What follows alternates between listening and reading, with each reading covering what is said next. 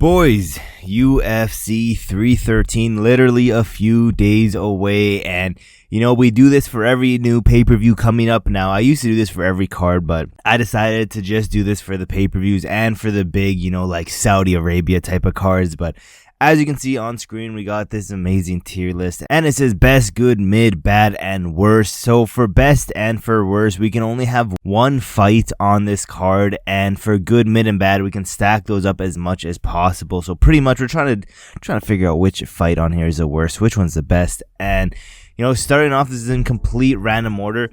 Alex Morono versus Carlos Leal. Now, my thinking is, a lot of people are hyped for this fight because of how well Carlos Leal did in his last fight. But look at this dude. He has pin needles. He has the acne. This dude was on so much sauce in his Fakir-Dinon fight.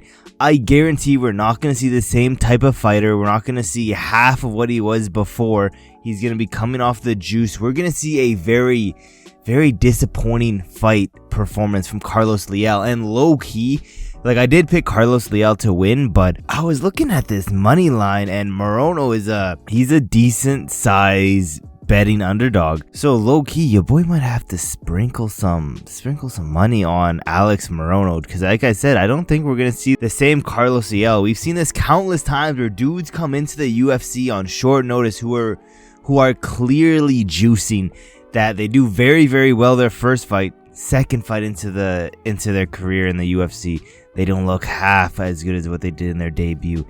That being said, I'm putting this into mid. I think it's going to come in. I think this fight is going to be, at the end of the day, a very mid fight, just because I said this before. This dude, Carlos Leal, is not going to look that great, and people have too high of expectations for him.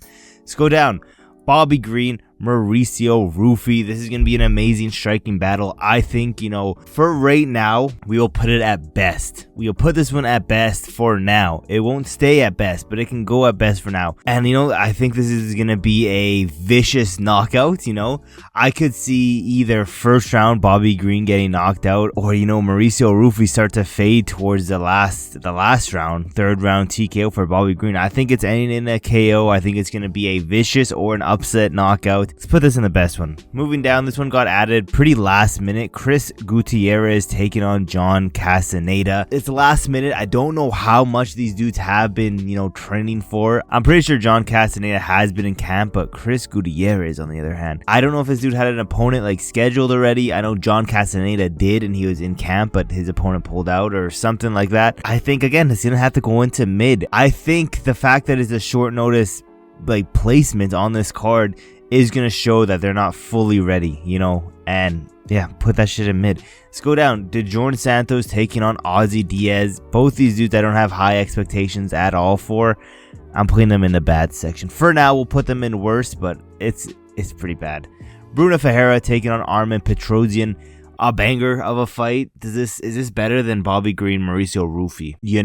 The casual in me wants to just say Bobby Green is better, but I really want to put Bruno Ferreira above him. For now, we'll put him in good, but at the end of the day, Bobby Green and Mauricio Ruffy is going to go in that good section because we have a lot of bangers on here. But moving down, Curtis Blaydes versus Rizvan. And to be honest, there's no hype for this fight.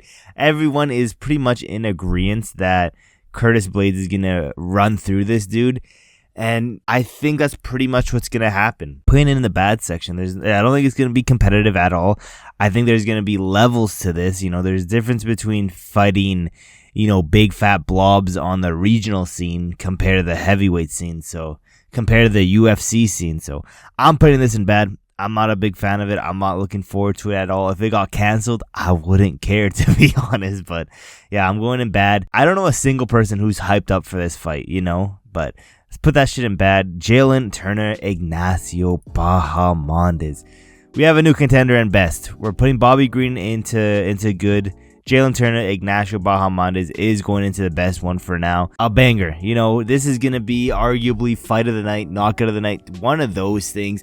I think this has all the recipes to be knockout of the night, and all the recipes for one of these dudes being able to knock out the other one, or even I could see Jalin Turner submitting Ignacio Bahamondes, but I think it's going to be a 3-round all-out war. I think it's going to go to the decision. I think it's going to be a war, and I think it might get fight of the night. This is a sneaky contender for fight of the night. Let's keep moving down, though. We're about halfway done with the card. Joshua Van Rei Tsuruya. This is another good fight. It sucks that we can't have more fights in best because there's a lot of them, but this one I'm putting in good. Again, UFC 313 is just stacked. Joshua Van Rei Tsuruya. This is honestly one of my most anticipated fights on the card, and it's on the prelims. I'm stupidly excited for this fight, and realistically, it could go either way. Right now, I'm leaning on Joshua Van just because Rei Tsuruya is just not super proven in the UFC yet. He hasn't fought any big name guys. However, if Rei Tsuruya goes out here and just dominates Joshua Van, not only is that a massive statement, we might have a real, champion contender on our hands here, because going out here and dominate Joshua Van is no easy task. But if he goes out here and makes it look how he's been making it look, we got a big problem on our hand. But let's go down. Amanda Lemos versus Iasmin Lucindo. The question is this worse than Djorden Santos, And I don't think it is. I think it's bad, but it's still some high level, women's fighters compared to these low level men fighters, which is crazy to say, but like 9 times out of 10 the women on the card usually go in the worst spot. But I am semi excited for this fight, just because I want to see if Lucindo is gonna be a prospect in this division, because she's young. If she can go out here and make Amanda Lemos look easy, we got a problem on our hand. But with that being said, again, it's going to go into bad because it's women's MMA at the end of the day, and only very few select women fighters go into the good and mid section. But I'm going to put it in bad. I think it's going to be a pretty boring 3-round fight, and I think Lucindo is going to hold Amanda Lemos on the ground for majority of the fight. But yeah, let's keep moving down. Justin Gaethje, Rafael, Fiziev. I'm putting this one in best. We're moving down Jalin Turner, Ignacio, Bahamondes, but I'm putting this one in best just because when you have 2 guys like this, these 2 could be fighting 2 different opponents, and 9 times out of 10, they're going to go into the best category just because of the reputation Justin Gaethje and Fiziev both have. So obviously this is probably going to be, I would be very surprised if this doesn't get some sort of bonus of the night. So a very exciting fight. Is it better than the Dan Hooker one? No, it's still good, but I say as time gets closer and closer to the fight, I am getting more and more excited. I have been hearing people have rewatched their first fight and it just made them more excited, so maybe I'm gonna have to do that. I do remember it being a fun fight, but at the end of the day, I just hate rematches so much, especially like pointless rematches. In my opinion, this is a pointless rematch. Yes, this might be a really fun fight, but again, it's a pointless rematch, and to be honest, this might be extremely controversial. I think I would rather have had Justin Gaethje not on the card and just postponed until Dan Hooker was ready to make the walk, maybe UFC 315, 16. I would have rather that, to be honest, than if we got this fight, because you have to think about it like this. Justin Gaethje is 1 loss away from retiring, and any top 15 lightweight could be the one to do that to Justin Gaethje. Realistically, it just depends the night. And yeah, I think I'd rather have saw the Dan Hooker fight than this one. It is what it is. I guess I'm still thankful it's on the card, but again, I would have rather, if he goes out here and loses, I'm gonna be pissed. But it is what it is. Let's keep moving down. We got 2 more left.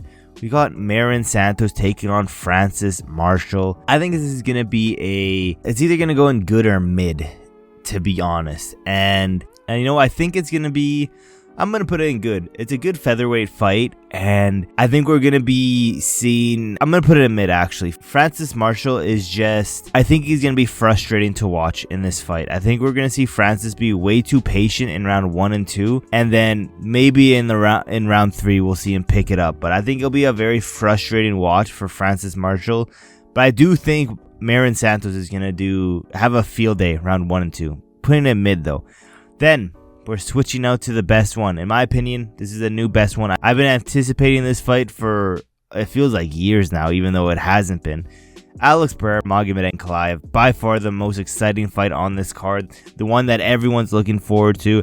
It is the main event. I try not to make the main event the best one every single time. I haven't done it every single time, but this one, justified. It is going to be the best one on the card. Everyone's looking forward to this fight the most, and yeah, and still, I think we're going to see round 3 knockout for Alex Pereira, but yeah, I'm excited for this one. This whole card is really good. As you can see, there's barely anyone in bad. We have so many people in good and mid. I think this is one of the best cards we have, but I guess we'll have to see until the fight's over to see how good this card is. But let me know in the comments below. What do you guys think of this card? Would you rank these up any different than what I have them? And yeah, we're only a few more days left till we get UFC 313. Thank you guys for watching to the end of the video, and I will see you guys in my next video.